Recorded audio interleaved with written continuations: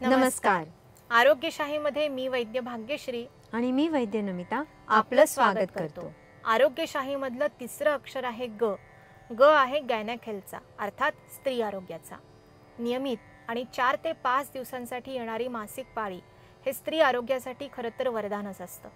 पण हीच पाळी जर लवकर म्हणजे 4 आठवड्यांच्या ऐवजी 3च आठवड्यांनी किंवा 15-15 दिवसांनी येऊ लागली किंवा 4-5 दिवसांच्या ऐवजी आठवडा 15 दिवस अंगावरून जाऊ लागलं तर होणारा त्रास ती स्त्रीच जाणे.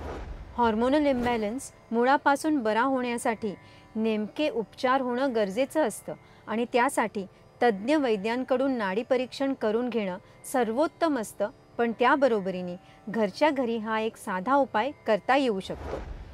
ज्येष्ठमध ही वनस्पती सर्वांच्या परिचयाची असते. आयुर्वेदिक औषध मिळणाऱ्या कोणत्याही दुकानात ज्येष्ठमधाच्या काड्या सहज मिळू शकतात. या उपचारासाठी सर्वप्रथम तांदळाचं धुवण तयार करावं लागतं.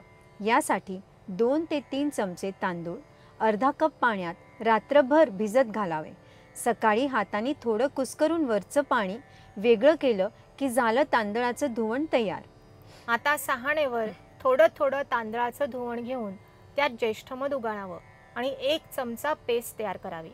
यातच अर्धा चमचा खडीसाखरेचं चूर्ण मिसळावं आणि सकाळी अनशापोटी हे मिश्रण घ्यावं. वरून उरलेलं तांदळाचं धुवण घेऊन टाकावं. पिरियड्सचे 4 ते 5 दिवस वगळता एरवी 3 ते 4 महिन्यांसाठी सलग हा उपचार करता येतो. पाळी लवकर येणं, अंगावरून अधिक दिवस आणि अतिप्रमाणात जाणं या सर्व तक्रारींवर या उपचाराचा उत्तम उपयोग होताना दिसतो.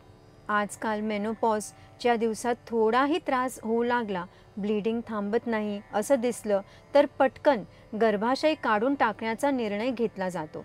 पण स्त्री आरोग्यासाठी सर्वात महत्त्वाचा अवयव गमावणं नंतर स्त्रीसाठी खूप त्रासदायक ठरू शकतं.